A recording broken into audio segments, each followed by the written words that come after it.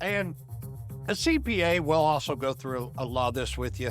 Sometimes my CPA and I have to sit down. He's like, no. And I'm like, yes. And then sometimes we meet in the middle and it gets resolved. So make your CPA work for you. That's all I'm saying. Make him sweat. All right. The other one is a general. And this is kind of the catch-all division in your business expense. There may be something and I don't really have an example right now. Actually, I do. No, I don't. That's under my auto. If I have a business expense that I know this is related to my business somehow, but I don't know exactly what category it goes in. I put it into my general expense, and then Quicken allows you in a memo, and you put, what this was for, and this is what I was doing at the time or whatever, a little memo, and it saves it. So that when you do go in and sit down with your CPA and or accountant, you can go over this and say, hey, does this qualify or not qualify? But about everything, 99.9% everything that I put in general, it's kind of a questionable thing, I get tax deducted on. So general's kind of the catch-all. Oh, what do I do with this? If it's related to business, it goes into heading my business expense category, I put it in there. All right, travel's pretty self-explanatory.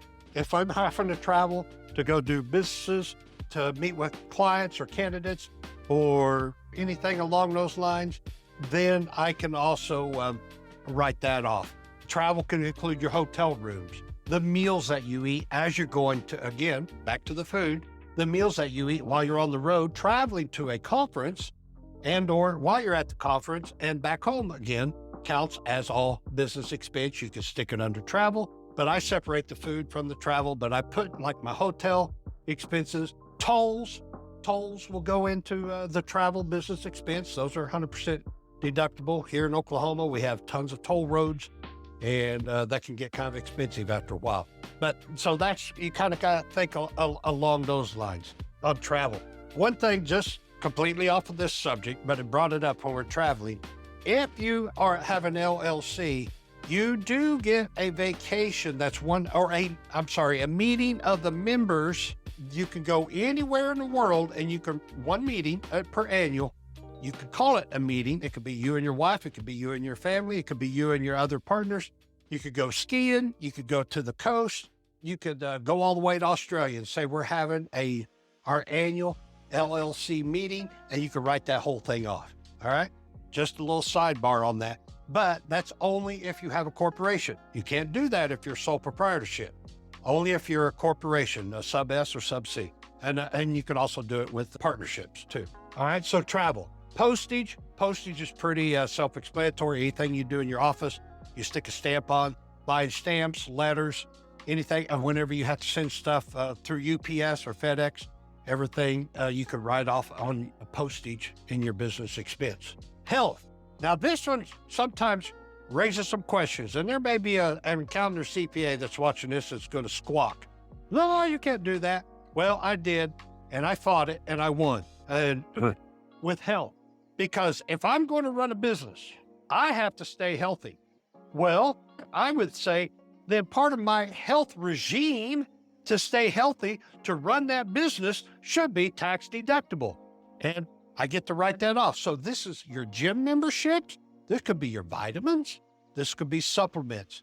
Because you have to say, I have to be healthy to run my business, and health is an expense to be able to do my business. So just a different way of thinking, folks, and be able to do something like that. Health, gym, vitamins, supplements. Drinks. This is another one that they squawk about. That's alcohol drinks, by the way. Wine, whiskey, beer, whatever it may be. But you do have to notate on this is that if you buy wine or whiskey and it's for a client that you're going to meet and you want to have your drinks, and this also is if you go out and have some drinks, actually that whole meal can go back under food along those lines.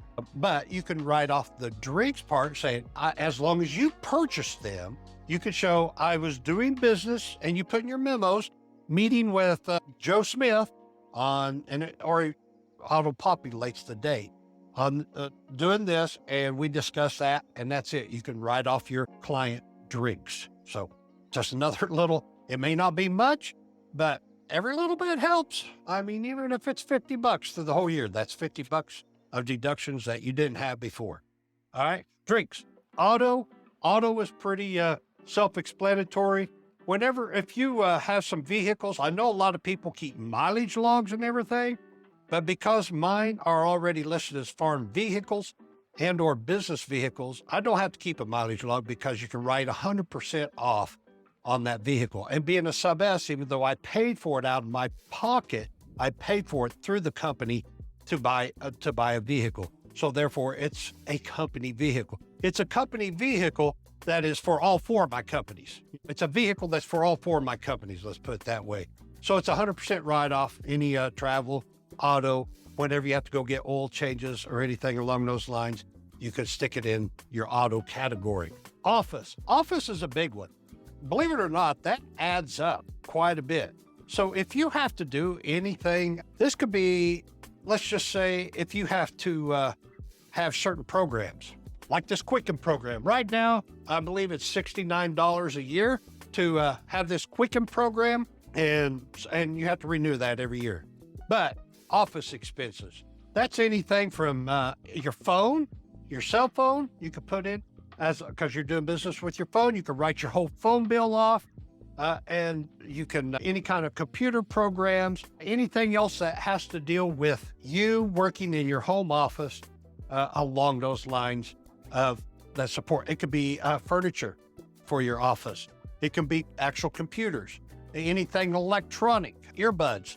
If you have not Walkman, geez, that's aging me. What's the thing, the Walkman, iPods deal. iPods, because you got to have music whenever you're working. Those are office expenses. So you got to think about that. Anything, again, related to your business, you could put in as a business expense. So office is a big one. Insurance, another pretty much logical one. And that could be if you have to have liability insurance, and your vehicle insurance can go in there. Also, part of your home insurance can go in there too, because if you have a home office, which is a deduction, and your CPA will explain that to you, because that could be different in different states and everything, then that is something that you can write off part of your homeowner's insurance along those. And so anything that's insurance-wise, you might look at trying to put in there. Now, I will tell you, I tried to get my life insurance in there, and I fought that, and I lost. I wasn't able to get that one in there, but by golly, I tried. So life insurance, you can't write off. All right, so liability, partial of your home insurance and vehicle, and then education. Education is if you have any kind of ongoing education for your business, any kind of ongoing education that you purchase.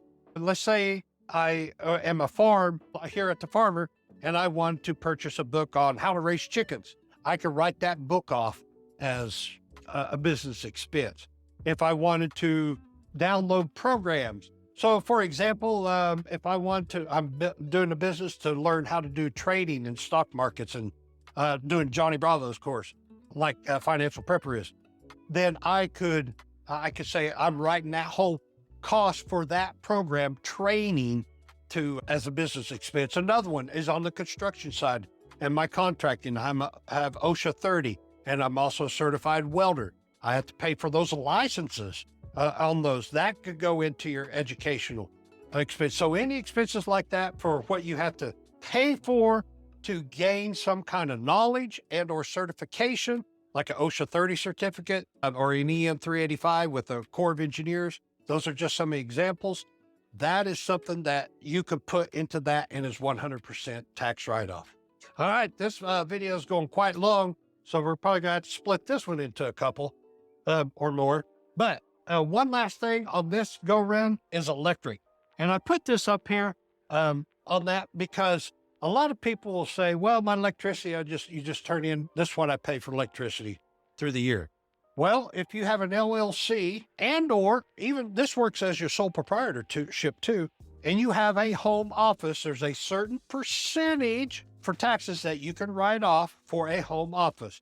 Your CPA will go through that because it's different. It's based upon your square footage of your home.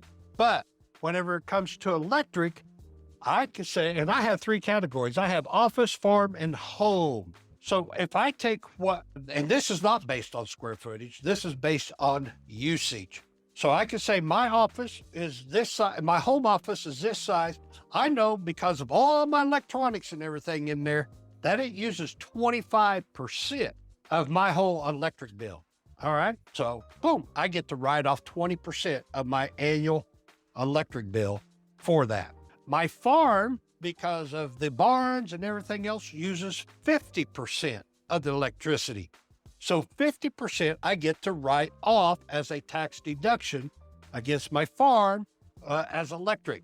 What's that leave? 50, 25, 75? So 25% is for my home of just my living area and kitchen, whatever it may be. That is not tax deductible. So I am able to write off 75% of my total electric usage throughout the year as a tax write-off. So that's just that's just the beginning of the categories. We're going to go into the next video here. But hey, hit that like and subscribe button. I'm going to end this one here. And man, I sure appreciate you guys being here. And I hope this helps everybody kind of set things up. Take care. God bless.